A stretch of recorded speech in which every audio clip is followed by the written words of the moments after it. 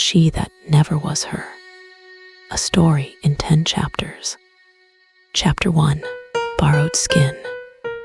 Noah Rivera signed her name on the lease, and the letters looked correct, but the weight of it never hit her hand. Noah fit like a rental dress, zipped, presentable. But if she breathed too deep, the seams would hiss.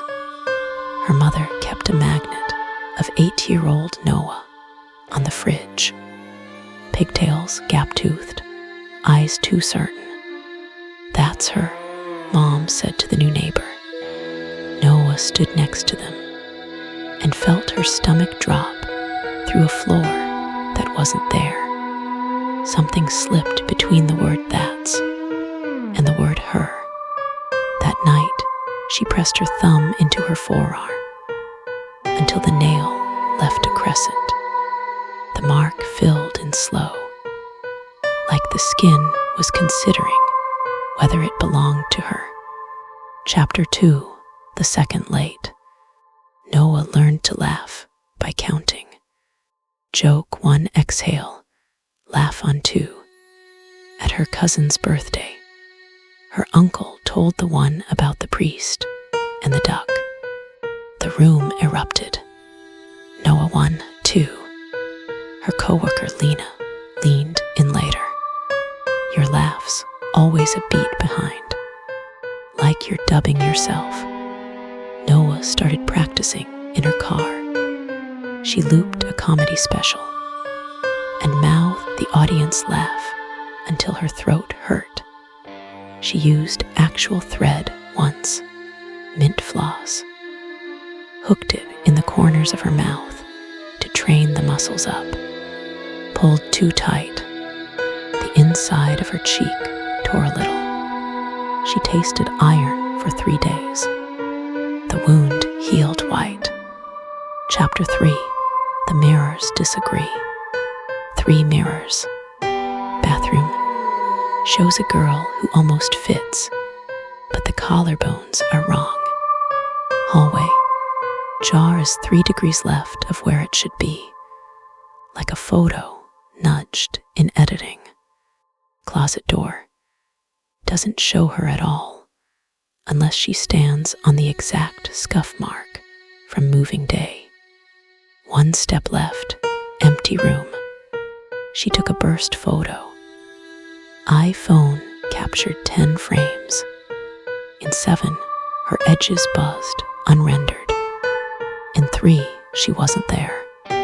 She printed the clearest one. By sunrise, the ink had sweated.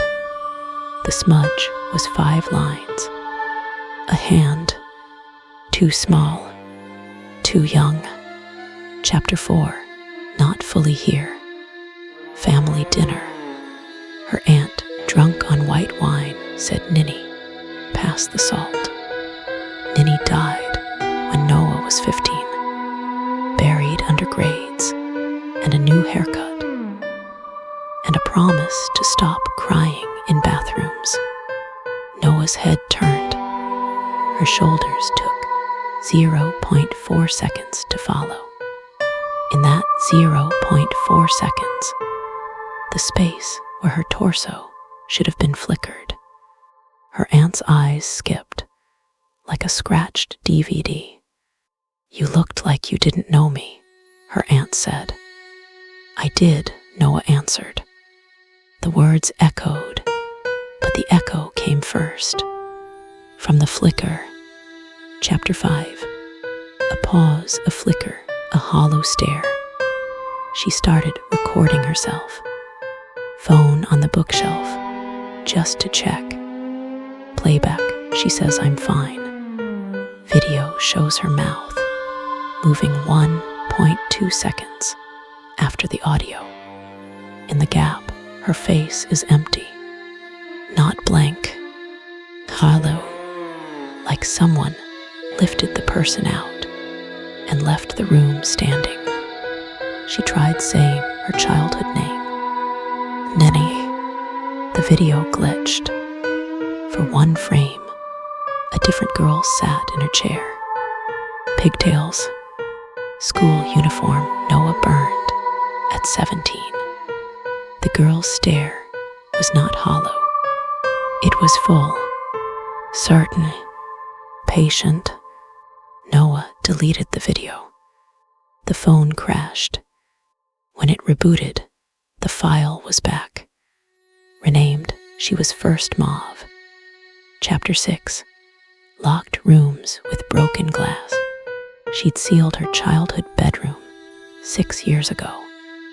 Hammer nails, shards of a broken mirror set into the jamb like teeth. If anything tried the door, it would bleed. 3:11 a.m. Footsteps inside the room. 4 steps turn, 4 steps turn.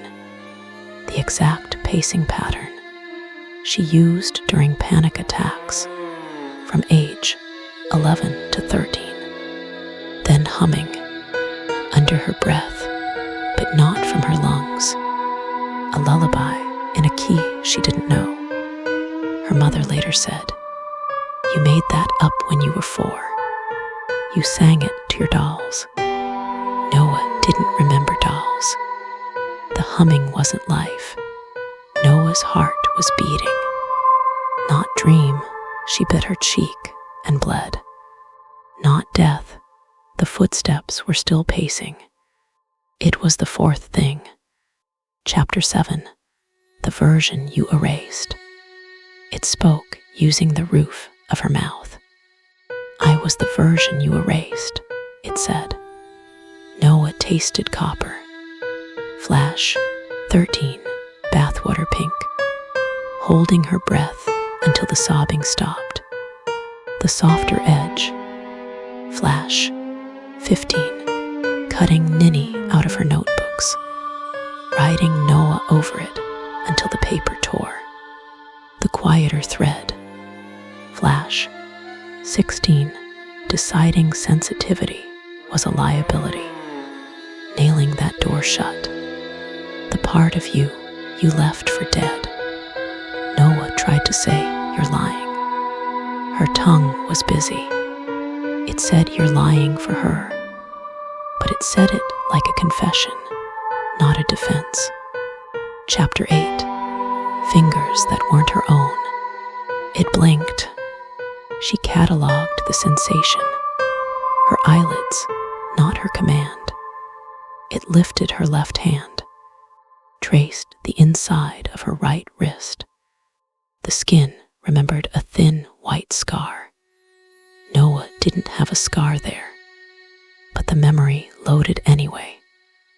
Tile cold, 2 a.m. The razor from her dad's shaving kit. The decision to press VS. The decision to not. In this memory, she pressed. Shallow. A test.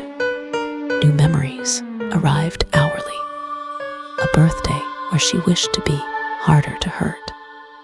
A night where she didn't seal the bedroom. She went inside and never came out.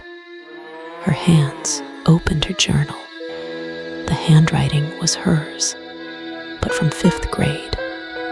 It wrote, "I'm still here. You just got louder." Chapter 9. The glass holds its breath. Mirrors changed. They stopped reflecting and started deciding. Morning routine became a gamble. Sometimes the bathroom glass got it right. Noah, 29, dark circles, name like borrowed skin. She'd exhale. The day would be hers. Sometimes it showed the girl who never left. 12, pigtails, uniform, eyes certain. The girl smiled on time. No lag, no thread, no blood. The girl mouthed words. Noah learned to read lips. "You wore me out. Now I'll wear you." Noah put her palm on the glass. The glass was warm. On the other side, a small palm met hers. The fingerprints didn't match. The girl's whorls went the wrong way. Chapter 10, Who Never Left. Tuesday, 7:42 a.m. Noah stood before the closet mirror on the scuff mark. The glass didn't reflect. It opened. No shatter, no portal. It just ceased being a surface. The girl stepped through. School shoes, no sound. She smelled like strawberry shampoo and old paper. She looked at Noah with no malice, just recognition, like finding a coat you left at a party. Noah tried to step back. Her body didn't. It stepped forward into the mirror. The glass reappeared between them. Noah, now on the other side, turned and saw her own back walking away from the bedroom, wearing her clothes, answering to her name. The name finally fit. It settled in. The girl, now in the room, rolled her shoulders. She looked at her hands, flexed Noah's fingers, whispered "Ninny" to test the air. The air accepted it. She picked up Noah's phone, texted Lena, "Sorry, I've been weird. Feel better lately. Like myself again." The mirror had gotten it right. And sometimes it shows the girl who never left. And sometimes it lets her out